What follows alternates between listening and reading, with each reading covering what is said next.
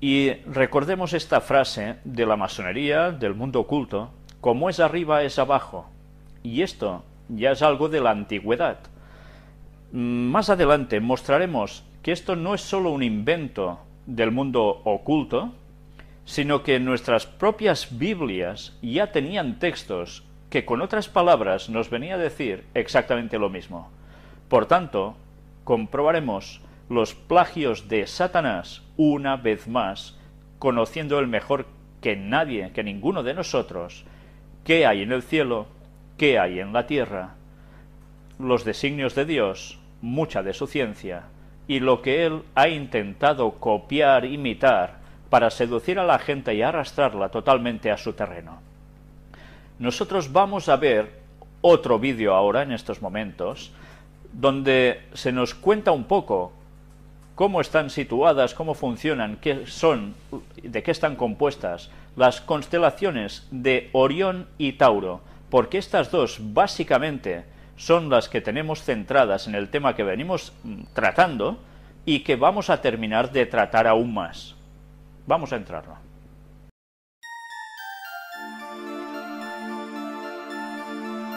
Las 88 constelaciones del cielo nocturno. El cazador Orión y el toro. Visibles de diciembre a febrero. Mirando al oriente veremos sus figuras. Las famosas estrellas conocidas como los Tres Reyes forman el cinturón de Orión. Esta es la forma de Orión. Y sus estrellas más brillantes son Bellatrix, Betelgeuse, Rigel y Saiph. Y en el cinturón, Mintaka, Alnilam y Alnitak. Orión es el cazador gigante hijo de Poseidón y Gea, la madre tierra. Según la leyenda, al morir por la picadura del escorpión, Zeus puso a Orión en los cielos. Por esta razón, cuando Orión desaparece del cielo, toma su lugar el escorpión. En Orión podemos encontrar la bellísima nebulosa de Orión, M42. Orión está acompañado por el toro y la liebre, Taurus y Lepus en latín. Veamos sus figuras. El toro representa al dios Zeus. También representa al gigantesco toro Meneo, con quien Jasón el argonauta peleó. En el cielo, Orión y el toro se enfrentan por las Pléyades. Las Pléyades son las 7 hijas de Atlas y Pleione. Ellas son Esterope, Taigeta, Selaeno, Electra, Maya, Merope y Alcione. Aldebarán es la estrella más brillante de esta constelación, es el ojo del toro. También tenemos a la constelación de la liebre, Lepus en latín. Representa al animal que caza Orión y fue puesta por Hermes en los cielos. Estas tres constelaciones están relacionadas por la mitología griega.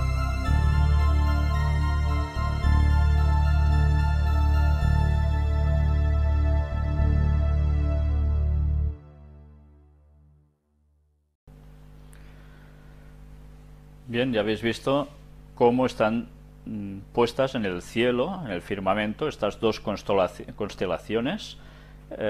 Además, toda una mitología al respecto del mundo griego. Pero veréis que no es la única explicación que hay de por qué Orión y Tauro tienen esa disputa y además aparecen las Pléyades. Aquí se da toda una teoría de la mitología griega, pero vamos a ver cómo aún hay más al respecto. Pero bien, esto nos ha servido para ubicarnos un poco cómo están estas constelaciones puestas en el espacio, y no sé si os habéis dado cuenta que habla también de una estrella llamada Aldebarán. Los que habéis visto la película de Star Wars, La Guerra de las Galaxias, os va a sonar mucho este nombre, ¿verdad? Ya sabéis por qué, ya lo hemos comentado alguna vez. Pues bien, sabiendo todo esto y estando ya ubicados, mirad algo muy interesante.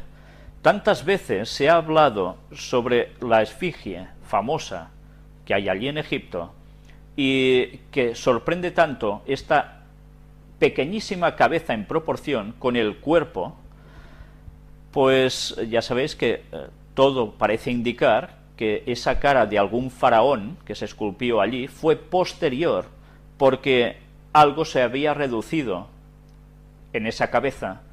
Y además las conclusiones a las que se llega es que el deterioro que ha sufrido esta efigie es precisamente debido a una lluvia potentísima, torrencial, que fue precisamente perfilando, redondeando todas las capas de las rocas, y que finalmente ha quedado tan deteriorada que hay partes que no se sabe muy bien qué parece que eran. Pero bien, me gustaría que os fijaseis en la composición de esta imagen. Ya sabéis que Sirius es una estrella muy importante, de la cual nosotros hemos visto algo y vamos a ver más aún, pero no sé si os dais cuenta que cuando aquí en la parte superior de la imagen aparece este Kan en negro, ya lo veis, mirad precisamente cómo se corresponde incluso la cola con la parte posterior de la esfinge. Va por detrás, avanza un poco por el lateral, sube hacia arriba, la extensión de las patas delanteras también es igual de prolongada. Lo único que varía prácticamente es la cabeza.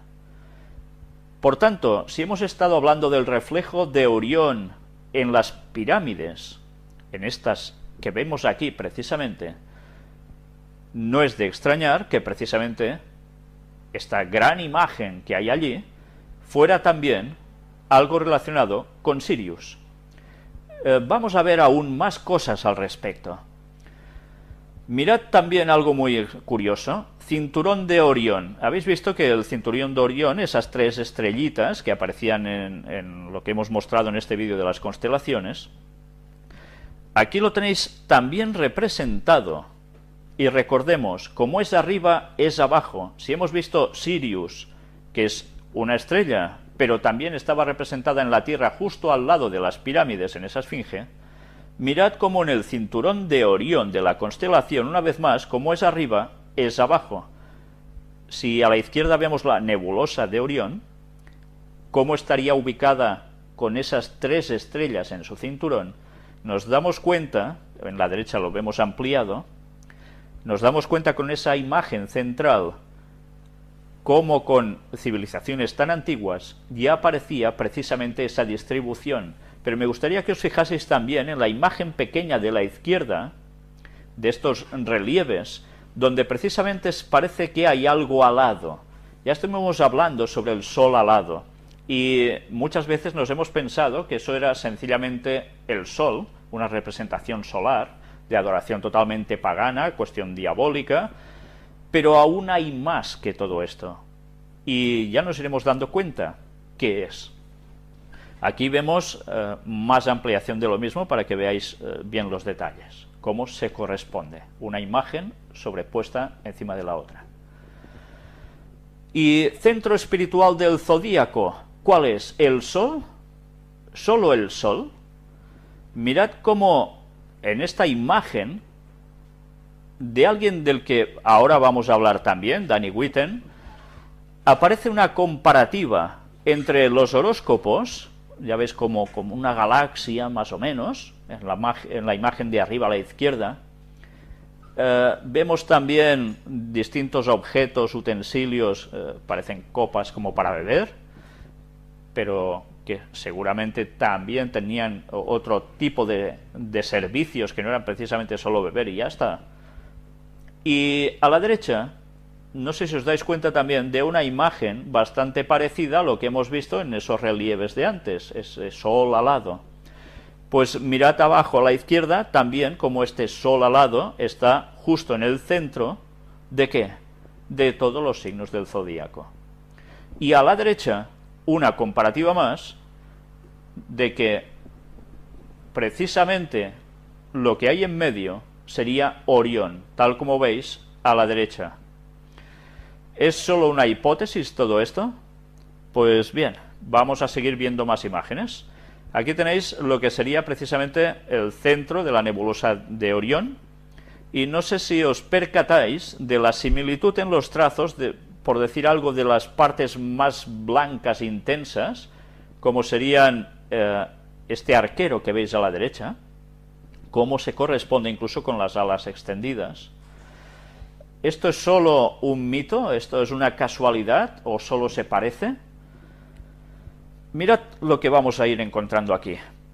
Peter Goodgame, curioso nombre, curioso apellido, El descubrimiento de Giza, es este libro, dice algo muy interesante. Mientras vemos a la derecha esta imagen de la constelación y cómo se refleja el cinturón de Orión en las pirámides, en el suelo, en Egipto, veamos qué nos cuenta él aquí. Así que una vez que se trajo de vuelta la gran pirámide de Giza, la primera y la última incorporadas restantes de las 7 maravillas del mundo antiguo, que es el lugar de descanso de Osiris. La gran pirámide es en sí misma, no es sino una estructura dentro de una de las principales necrópolis, que fue diseñado de acuerdo a la disposición de la constelación de Orión, el gran cazador en el cielo. Mirad bien los nombres que se le dan a este gran cazador en el cielo de la constelación de Orión: Osiris, Gilgamesh, Nimrod. Como hemos intentado demostrar, dice él aquí, Osiris no es otro que el bíblico Nimrod, el cazador poderoso ante el Señor. Sorprendente que Osiris sea el Nimrod que aparece en la Biblia, que haya esta correspondencia entre el cielo, la tierra. Vamos a ver más sobre todo esto. El origen de la cosmología masónica no es el templo de Salomón, sino la torre de Babel de Nimrod. Sabéis que normalmente la masonería habla mucho sobre Hiram Abiff, fundador del templo de Salomón, o el constructor del templo de Salomón, como la sede básica de donde sale prácticamente la masonería. Pero en verdad esto no es así. El templo de Salomón no fue hecho como una cuestión masónica para nada, sino que era la providencia de Dios tal como lo ordenó. Pero en verdad toda la cuestión cosmológica que utiliza la masonería y el mundo oculto en general no procede de allí solo, que allí también extrajeron cosas, sino que además procede directamente de la Torre de Babel. ¿Cómo podemos ir mostrando todo esto? Mirad qué nos dice Génesis 10, del 6 al 12. Hace una descripción de los hijos de Noé, y nosotros nos vamos a centrar en uno de los 3, Cam, que ya sabéis que fue precisamente el maldito de ellos. Los hijos de Cam fueron Cus, Mizraim, Fut y Canaán.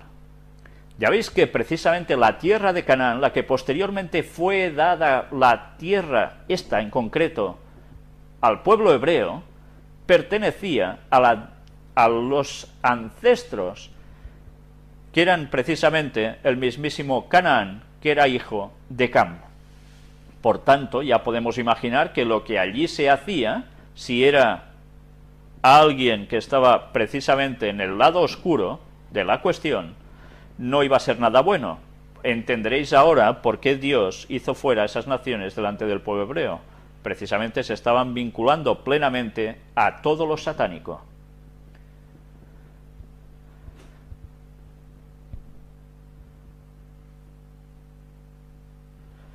Y los hijos de Cus fueron Seba, Avila, Sabta, Raama y Sabteca. Y los hijos de Raama, Seba y Dedán. Y Cus engendró a Nimrod, quien llegó a ser el primer poderoso en la tierra. Ya veis, antes de él no hubo uno que fuera el poderosísimo, pues este lo fue, el primer poderoso en la tierra. Este fue vigoroso cazador delante de Jehová, por lo cual se dice, así como Nimrod, vigoroso cazador delante de Jehová. Y fue el comienzo de su reino, Babel, Erec, Akkad y Calne, en la tierra de Sinar. De esta tierra salió para Asiria y edificó Nínive, Rehobot, Cala y Resén, entre Nínive y Cala, la cual es ciudad grande. Bien, hemos de matizar que cuando se utiliza aquí la palabra vigoroso, cazador, mejor dicho, ¿a qué está haciendo referencia? ¿A que se dedicaba a cazar solo conejitos? No, la palabra utilizada tiene la connotación de que era un cazador de hombres, era un asesino impresionante, nadie lo podía parar. Y él fue ese poderoso cazador delante de Jehová, que delante de Jehová vendría a ser como una oposición a Jehová. Por tanto, a veces se habla de Nimrod como el origen del sistema del anticristo. Pues bien, no solo es esto, mirad que lo que él empieza a edificar en su reino, ¿qué es? Babel. Ya sabéis, la famosa Torre de Babel, y que después termina de allí extendiéndose a otros lugares, ya veis, hace más ciudades en la tierra de Sinar, pero no se conforma con esto, mirad qué potencial tenía este hombre, sino que además va hacia tierras de Asiria, y allí edifica Nínive, que posteriormente también sale en los relatos bíblicos, y que todos conocemos básicamente por Jonás, como va a advertirles por haber ido precisamente por los peores caminos que se podían llegar a hacer. Luego no se conforma con esto, va también y va creando más lugares, más ciudades. En fin, si os dais cuenta, precisamente Nimrod es eso, un vigoroso cazador delante de Jehová, que empieza un reino tremendo, que no se conforma en Babel, sino que se extiende y pasa también a Nínive, los dominios que luego pasan a ser Asiria. Por tanto, cuando nos damos cuenta de toda esa mitología de ese entonces, de cómo desde allí se van fraguando lo que posteriormente pasan a ser distintas historias y que mucha gente actual las coge para decir, bueno, todo es cuestión de extraterrestres y, bueno, pues todo eso tiene una explicación y en la Biblia está esa explicación, no hace falta darle tantas vueltas y buscar tanta ciencia ficción, porque lo que está escrito, además, es muy claro, y cuando vemos todo el proceso y más que veremos ahora, entenderemos que esto no es ninguna tomadura de pelo, que es una auténtica realidad. Mirad también que aparece en Génesis 11, versículos del 1 al 9. Tenía entonces toda la tierra una sola lengua y unas mismas palabras. Todos tenían un mismo idioma. Y aconteció que cuando salieron de Oriente, me gustaría que cuando os recalco Oriente, esta palabra ya os vaya quedando en la cabeza, porque hoy no terminaremos de hablar de esto, pero sí el próximo día, y veréis qué importancia hay precisamente en esta palabra, Oriente. Y aconteció que cuando salieron de Oriente, hallaron una llanura en la tierra de Sinar, y se establecieron allí. Y se dijeron unos a otros, vamos, hagamos ladrillo y cozámoslo con fuego. Y les sirvió el ladrillo en lugar de piedra, y el asfalto en lugar de mezcla. Y dijeron, vamos, edifiquémonos una ciudad y una torre, cuya cúspide llegue al cielo, y hagámonos un nombre, por si fuéremos esparcidos sobre la faz de toda la tierra. Ellos ya se olían algo, ya sabían que estaban haciendo algo que era contrario a la voluntad divina, y que Dios, cuando tenía que poner punto y final una cosa, lo hacía, y ellos ya se olían algo aquí. Y descendió Jehová para ver la ciudad y la torre que edificaban los hijos de los hombres. Y dijo Jehová, he aquí el pueblo es uno, y todos estos tienen un solo lenguaje, y han comenzado la obra, y nada les hará desistir ahora de lo que han pensado hacer. Ahora pues, descendamos y confundamos allí su lengua. Mirad cómo además habla en plural, y es Dios el que está hablando, es Jehová. Para que ninguno entienda el habla de su compañero. Así los esparció Jehová desde allí sobre la faz de toda la tierra, y dejaron de edificar la ciudad. Por esto fue llamado el nombre de ella Babel, porque allí confundió Jehová el lenguaje de toda la tierra, y desde allí los esparció sobre la faz de toda la tierra. Precisamente lo que ellos ya se temían que iba a suceder, pues es lo que les sucedió. Estaban plenamente en revuelta contra Dios y contra la voluntad del Señor. Pues bien, cuando habla aquí en este plural que antes os he dicho, evidentemente está denotando que si baja Jehová y habla en plural de descendamos y confundamos, aquí no se está hablando de una divinidad, y evidentemente uno no se habla a sí mismo en este plan, ¿no? Esa divinidad es compuesta. Pero si nosotros volvemos a la cuestión, nos damos cuenta cómo todo esto es cuando antes o post diluvio. Es después del diluvio. Por tanto, cuando Nimrod hace todo esto que hemos leído hasta aquí, nos damos cuenta que Nimrod, ya en sí, ¿qué llevaba junto a toda esta gente? Pues el paganismo que Cam les transmitió como su progenitor. Por tanto, una vez más, nos damos cuenta cuál es el origen de toda esta filosofía espiritual satánica desde el mismísimo inicio de los albores después del Arca de Noé. Pero que evidentemente esto ya estaba antes, porque eso es lo que se transmitió a través de Cam. Y mirad ahora qué encontramos aquí respecto a Orión. En hebreo, esto es curioso, y en el próximo día mostraremos una serie de palabras, el origen de ciertas palabras que nos van a dar una gran comprensión sobre muchos de los textos que tantas veces hemos leído en la Biblia y no hemos terminado de coger los conceptos que realmente tiene. Orión en hebreo significa también el tonto. Y diréis, ¿cómo? ¿Orión? No es un cazador y no es una constelación. ¿Qué tiene que ver con el tonto? En Job 38-31, que aparece encadenada con la vieja leyenda de esta estrella, representa como un héroe que con soberbia se rebeló contra Dios y por lo tanto, ¿qué es? Un tonto. Si se rebela contra Dios hay que ser tonto. Y fue encadenado en el cielo como un castigo, porque su salida es en el tormentoso período del año. Es Nimrod, el impío muy rebelde, entre los asirios, que hemos visto que es lo que él ha creado. Orión entre los griegos. Pero mirad ahora, sabeísmo, adoración de las huestes celestiales y héroe de culto se mezclaron en su persona. Ahora veremos qué es esto del sabeísmo exactamente. La primera vez que subvierte el orden patriarcal de la sociedad mediante la sustitución de un caciquismo, un cacicazgo, sobre la base de la conquista. Y esto aparece en Génesis 10.9 y Génesis 10.10. Ya veis, es un comentario de Jamieson, Fawcett y Brown. Pero mirad también en esta comparativa que veis a la derecha de los distintos nombres que tiene Nimrod en distintas culturas de esos tiempos tan antiguos. Ya veis que hay un montón que seguro que conocéis de sobras, pero hay uno que evidentemente cabe destacar en la columna de la derecha y que veis marcado en rojo. Otro nombre de Nimrod es Osiris.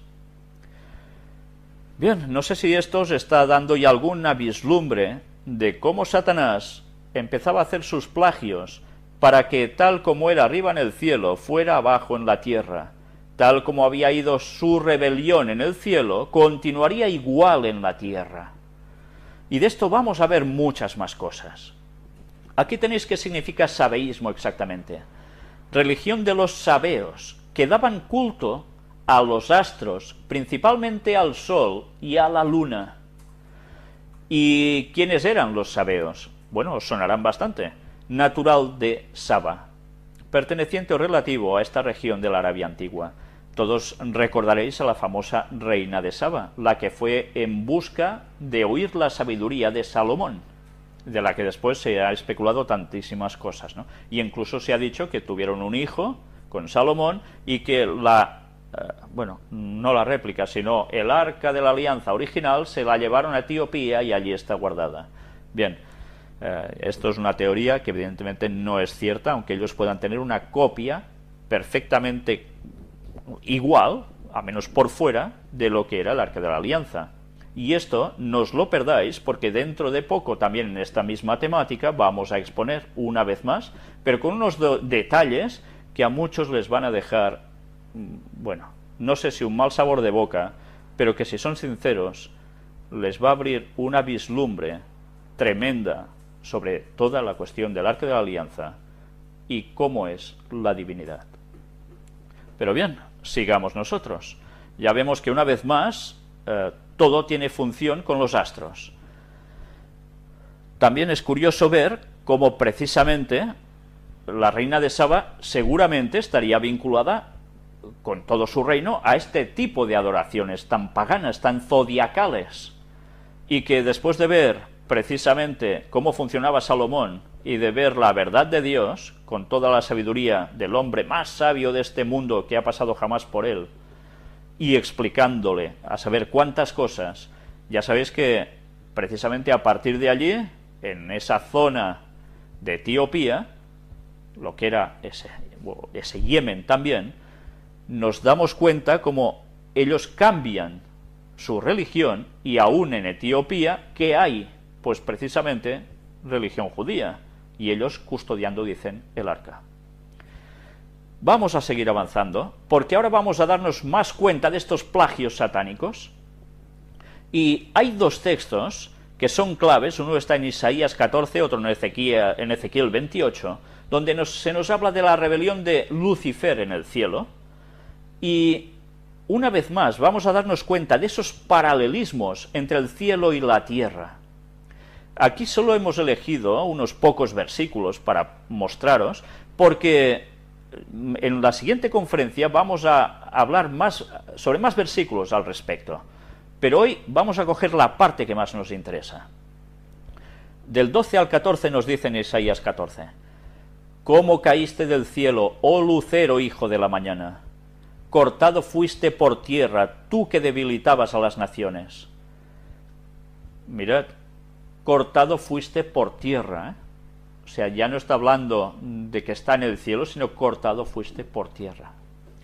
Tú que decías en tu corazón: subiré al cielo, en lo alto, junto a las estrellas de Dios.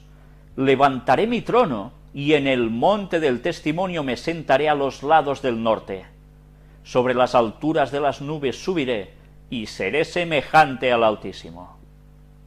¿Os dais cuenta ya de por qué se hacía toda la similitud de lo que es Orión en el cielo abajo en la tierra? Porque él estaba queriendo indicar que su lugar era el cielo, y ese era su auténtico trono, del cual él fue rechazado, porque él quería ser semejante al Altísimo. Mirad cómo las cosas van saliendo, y la Biblia ya nos lo estaba diciendo, pero mirad cuando dice subiré al cielo en lo alto junto a las estrellas de Dios, nos lo está diciendo, junto a las estrellas de Dios, en ese lugar donde Dios está, en esa constelación de Orión. Levantaré mi trono, y en el monte del testimonio me sentaré. ¿Por qué? Porque él ya había estado allí antes y fue expulsado, y allí ya no tuvo trono. Pero además habla de a los lados del norte. Bien, todo esto también tendremos que hablarlo, porque me gustaría que os queden dos palabras claves en la cabeza hoy. Una es oriente, otra también es norte. Pero mirad Ezequiel 28:14. Tú, querubín grande, protector, yo te puse en el santo monte de Dios. Allí estuviste, en medio de las piedras de fuego te paseabas. ¿Dónde estaba Lucifer, el que pasó a llamarse adversario, Satanás? Estaba en el santo monte de Dios. Estaba en ese monte en forma triangular, evidentemente, de la cual Satanás se ha valido para poner pirámides por todas partes de este mundo, y tan claramente en estos lugares que hemos ido viendo en las conferencias, para denotar que su trono para él estaba allí, y que fue expulsado de malas maneras, injustamente, porque él era el bueno y tenía la razón. Pues, ¿qué mejor forma de rendirle culto a él, haciendo lo mismo que es el trono de Dios en el cielo, aquí en la tierra, pero para él, simulando que él es el que, en verdad, es el dueño de todo y que está allí? Treta satánica. Sí, por cierto. ¿Y cuál es? Hacer ver que Orión es igual a Osiris, que es igual a Nimrod, y que es su trono, su lugar, porque él procede de allí. del lado del trono de Dios, y todo lo orienta hacia allí. Y si os decía que os tenéis que quedar con dos palabras, quedaros con una tercera, orienta. Pues también hablaremos sobre todo esto. ¿Os estáis dando cuenta de los plagios de Satanás? Una constelación hecha por Dios, donde está el trono de Dios. Sencillamente se lo aplica a él y a un personaje que vivió en la tierra, que fue prácticamente lo que terminará siendo todo el sistema del anticristo. O sea, una continuación de su persona en un ser humano, que esto no quiere decir que él lo haya encarnado ni nada parecido, sino que seguía los mismos derroteros que Satanás. Y gracias a lo que este señor hizo y su esposa, y luego la historia sobre su hijo, ya sabéis, Semiramis y Tamuz, que ya lo hemos contado varias veces en las conferencias, sencillamente nos estaba dando toda una versión de su película que él se montó para que la gente no adorara a Dios, sino que adorara a Satanás bajo todos estos sofismas, incluido unas trinidades paganas, que eran una burda imitación de la divinidad de tres personas.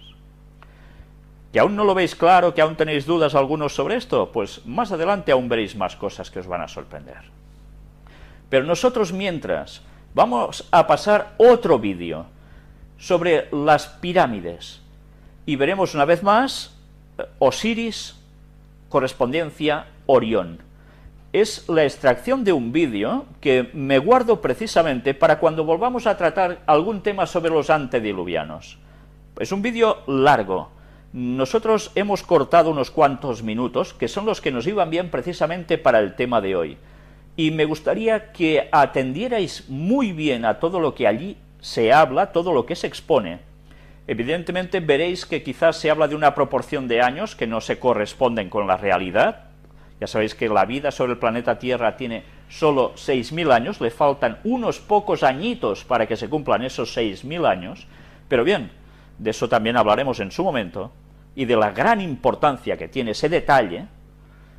Nosotros mientras vamos a centrarnos, y escuchad bien y bien atentos, en este vídeo sobre estas pirámides. Inexplicable.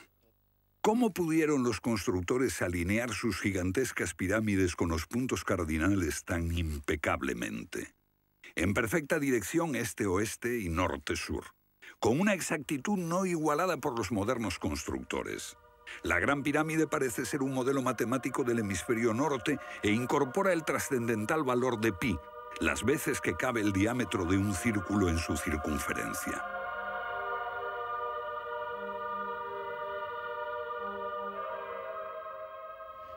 Está claro que lo que aquí tenemos es un avanzado sistema de matemáticas y tecnología, en un tiempo que no conocía su existencia. Para lograr estos resultados, los antiguos constructores tenían que usar un eclímetro de 52 grados. Cualquiera otro no valdría.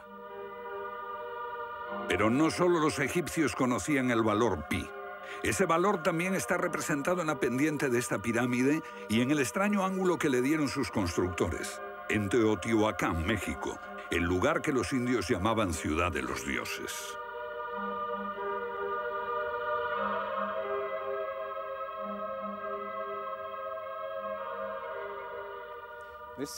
En su época, esta ciudad fue más grande que la Roma imperial. Lo que pueden ver es una serie de estanques que llenaban de agua, cuya superficie lisa reflejaba los cielos y cuyas ondas podrían servir como anuncio de terremotos. Estos templos, en el lado opuesto, se cree que representan cuerpos celestiales. Una cosa está clara: todo el lugar parece tener una especie de obsesión con la astronomía y la eternidad.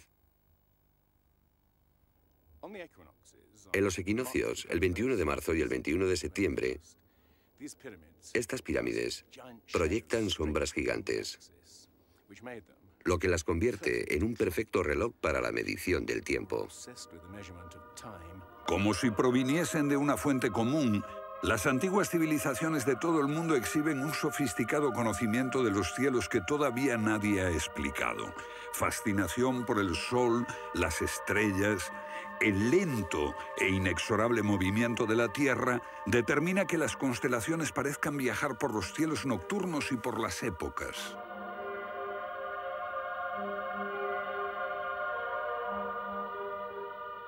Según los estudiosos, los antiguos egipcios no tenían un gran conocimiento de la astronomía.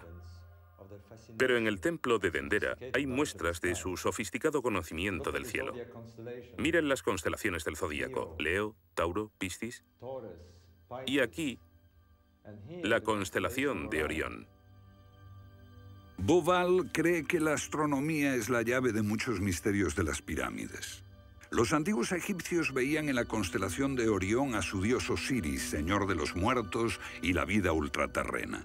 Bauval halló el reflejo de ese dios en las pirámides de Gizeh.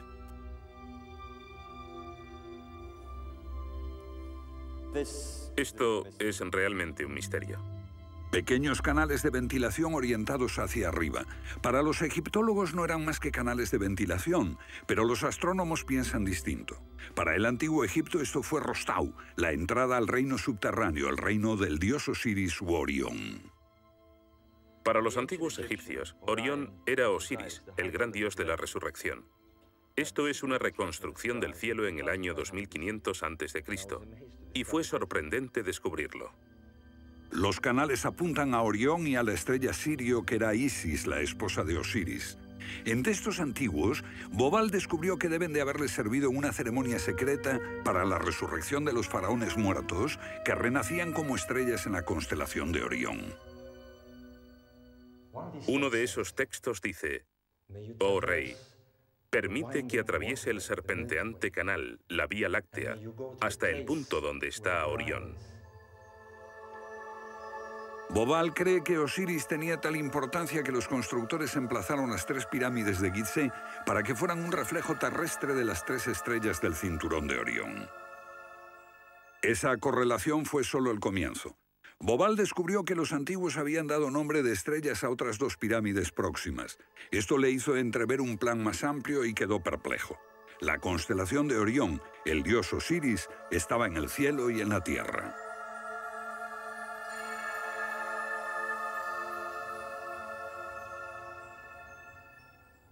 México, donde Teotihuacán presenta otro paralelo. Una leyenda la llama la ciudad de los dioses y sugiere que su propósito era convertir a los hombres en seres celestiales. Como ocurre en Egipto con las pirámides de Giza, los mitos hablan de la reencarnación en las estrellas. Ese es el secreto de Teotihuacán.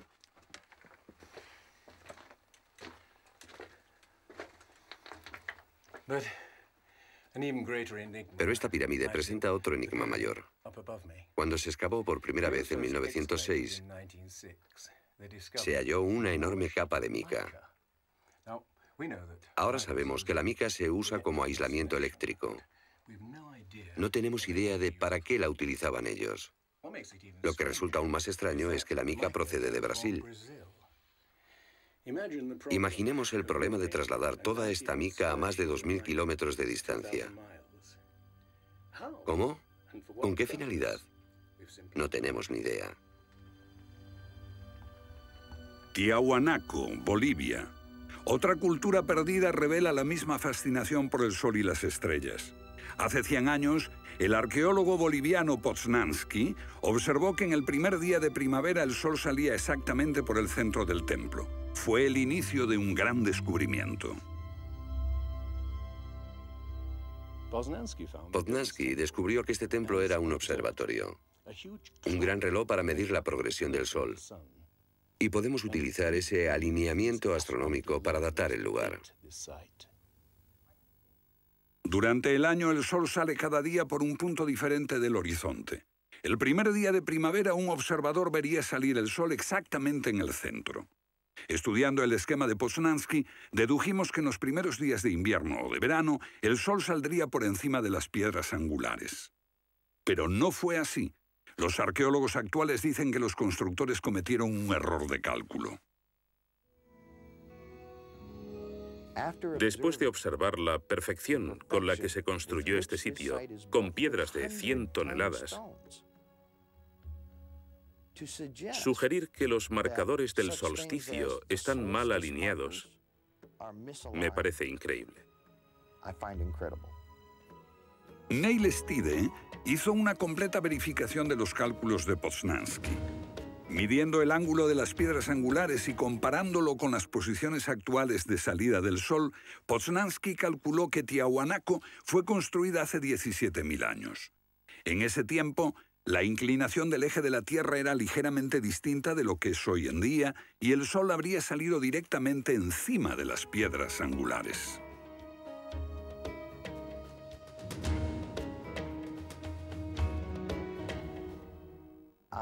Yo sospecho que la fecha sería más bien de 12.000 años. Pero eso haría que todos nos cuestionásemos completamente los orígenes de la civilización. Una civilización perdida en el tiempo dejó sus huellas en varios lugares del mundo. Los sacerdotes egipcios dijeron al filósofo griego Platón que una civilización así habría existido hace 12.000 años. Pero según la ciencia, el ser humano abandonó la prehistoria hace solo 5.000 años. En Egipto, el investigador John West descubrió que la esfinge de Gizeh no resultó alterada por el clima de la misma forma que las construcciones del entorno, erosionadas por la arena y los vientos del desierto. En vez de un desgaste horizontal, la esfinge tiene marcas de erosión redondeadas y onduladas. No se necesita ser geólogo para mirar y ver lo que se debe al tipo de clima. Solo el agua cayendo copiosamente sobre las paredes del recinto pudo producir esos contornos redondeados.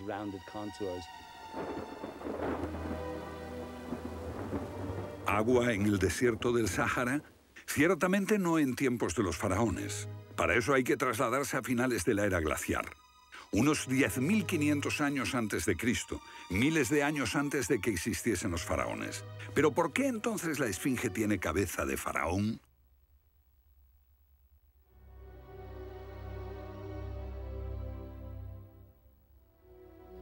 La cabeza es desproporcionadamente pequeña. Desde el aire se ve que el cuerpo de la esfinge es largo y aplanado, y la cabeza casi se parece a la de un alfiler. Para nosotros, esto indica que ha sido tallada más de una vez. En otras palabras, la cabeza se rehizo en algún momento de su larga historia. John West cree que la esfinge era originalmente un enorme león que un desconocido grupo de escultores modeló en la roca antes del 10.500 a.C. Se comenzó a erosionar cuando el final de la era glaciar alteró el clima y causó lluvias que cayeron durante siglos. Solo miles de años después, un faraón habría tallado la cabeza con su propia imagen. ¿Tiene la esfinge más del doble de la antigüedad que creíamos? La teoría fue ridiculizada por los egiptólogos, pero los geólogos les respondieron que los hechos estaban allí. Más extraño aún. Según Robert Bauval, la evidencia astronómica sugiere que las pirámides de Gizeh parecen revelar esa increíble antigüedad. La disposición de Gizeh coincidía misteriosamente con la posición de Orión en el año 10.500 a.C., cuando la esfinge miraba hacia Leo, su propia imagen en los cielos. La puesta de Orión en esa fecha distante se correspondía exactamente con las tres pequeñas pirámides, y existen muchos otros hechos difíciles de entender.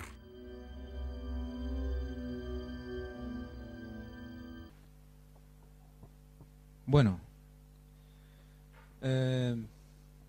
como podéis ver, no soy Víctor,